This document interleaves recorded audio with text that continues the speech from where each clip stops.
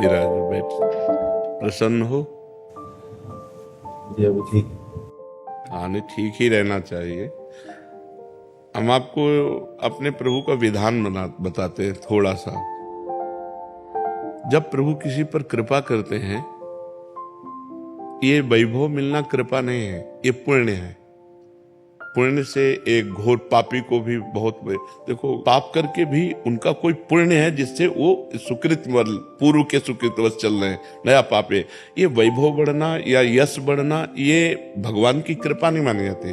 भगवान की कृपा मानी जाती है अंदर का चिंतन बदलना, जिससे आपके अनंत जन्मों के संस्कार भस्म होकर और अगला जो है वो बड़ा उत्तम होगा।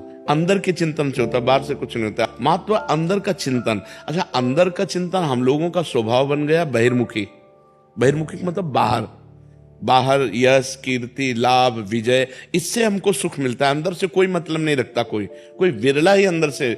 अब क्या होता है, भगवान जब कृपा करते हैं तो संत समागम देते हैं, फिर दूसरी जब कृपा होती तो विपरीतता देते हैं, और फिर अंदर से एक रास्ता देते हैं। ये मेरा रास्ता है, ये परम शांति का रास्ता है, ये शांति का रास्ता नहीं। भगवान वो रास्ता देते और जीव को अपने पास बुला लेते हैं। बिना प्रतिकूलता के संसार का राग नष्ट नहीं होता। सब कुछ हमारे अनुकूल है तो हम आनंदित होकर उसका भोग करते हैं। जब हमारे ऊपर प्रतिकूलता आती है तब ठेस पहुंचती है कि इतना झूठा संसार, तो अंदर से भगवान रास्ता देते हैं, ये सही है। भगवान बिना प्रतिकूलता के इस संसार को छुड़ाने का कोई भी औषधि नहीं रखी।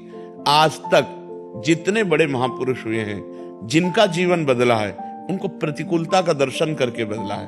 तो कभी प्रतिकूलता आए उस समय आनंदित हो कि मेरे ऊपर अब भगवान की कृपा हो रही है, कि मुझे सतमार्ग में चलने की प्रेरणा मिल रही है। अगर सतमार्ग छूटा और ये सब, तो एक सेकंड के लिए आप विचार कीजिए। अब अपना सुधार कर लो, अपने जीवन को सत्य में ले आओ, तो अगला जो होगा वो बहुत जोर का होगा। चाहे जन्म हो तो श्रीवान, कुलवान, धनवान, वैभव संपन्न ऐसे, और भक्ति की अनुकूलता, भक्ति की अनुकूलता। खास बात श्रीवान, धनवान, कुलवान नहीं, खास बात भक्ति की अनुकूलता। अगर इस जन्म में भगवत प्राप्ति नहीं हुई तो भगवान श्री कृष्ण ने गीता में कहा है कि मेरे भक्त का नाश नहीं होता। मैं कुलवान, धनवान, श्रीवानों के कुल में जन्म देता हूं और फिर पुनः भक्ति का माहौल देता हूं, और पूर्व का जो भजन छूटा हुआ हो वहीं से उसको। अब बिल्कुल ऐसे ही रहो जैसे रह रहे हो, बिल्कुल संसारिक बन करके रहो, लेकिन अंदर का चिंतन आपका बदल जाए। अंदर के चिंतन में आपकी यश की भावना न रह जाए, अंदर के चिंतन में आपको धन बढ़ाने की भावना न रह जाए। अंदर का चिंतन हो जाए, प्रभु बहुत जन्म व्यतीत हो गए, अब एक बार आपसे मिलना चाहती हूँ, एक बार आपसे मिलना चाहते हैं प्रभु, मुझे आप चाहिए, अब संसार नहीं। तो बात बन जाएगी, तो बात बन जाएगी। तो इसलिए आनंद पूर्वक भगवान का नाम जप करो, बिल्कुल चिंता मत करो। बाबा, क्या नाम जप से हो जाएगा पूरा? ये हम अपने जीवन का अनुभव बताते हैं। सांख्य योग और अष्टांग योग और कर्म योग और भक्ति योग, चारों योगों में प्रवेश रहा है। पहले हम सन्यासी रहे 20 वर्ष सन्यासी रहे काशी विश्वनाथ जी।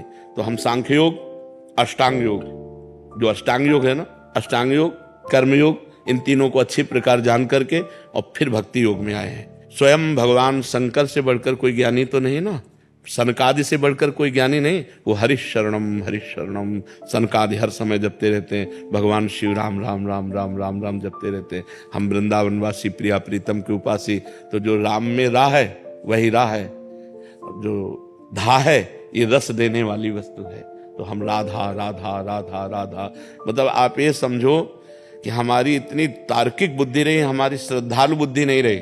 सन्यासी की जो बुद्धि होती है वो तर्क प्रधान होती है, कसौटी पर कसने पर। तो हम केवल भावुकता में राधा राधा का प्रचार नहीं कह रहे कि हमने सुना और ऐसे ग्रंथों में पढ़ा, ऐसे कह रहे, स्वयं स्वाद लेके कह रहे और विश्वास के साथ कह रहे कि यदि आप राधा राधा जपते हो तो इसी जन्म में भगवत प्राप्ति हो जाएगी, इसी जन्म में। जैसे किसी से कहा जाए कि तुम सत्य बोलो, मंदिर में चढ़ के बोलो, तो हम मंदिर में नहीं, हम वृंदावन में बैठे हैं। करोड़ों मंदिर इसकी समानता नहीं कर सकते, भगवान का परम धाम है।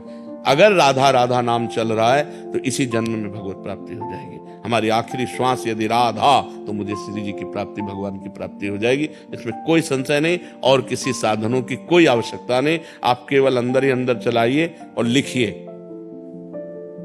देखो, हम जो कह रहे हैं उसको समझो।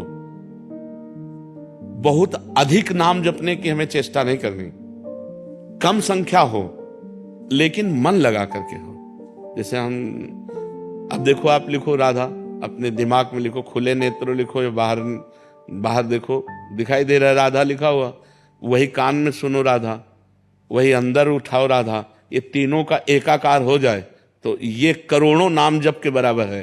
देखो जैसे हम बोला राधा, ऐसे हम 1000 राधा नाम बोले तो हम बोला राधा, ये उपांशु है, इसे उपांशु कहते हैं। राधा राधा राधा राधा 1000 बार, ये उपांशु हुआ।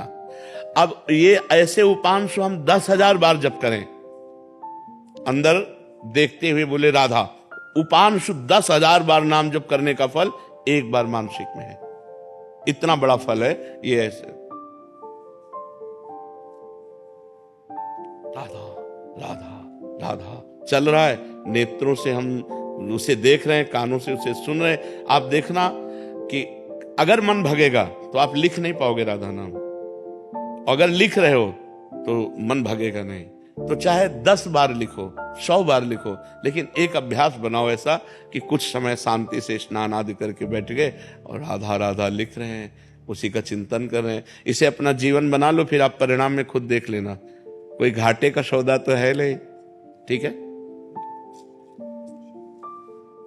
ये सखी को दे दे ठाकुर से भी की है।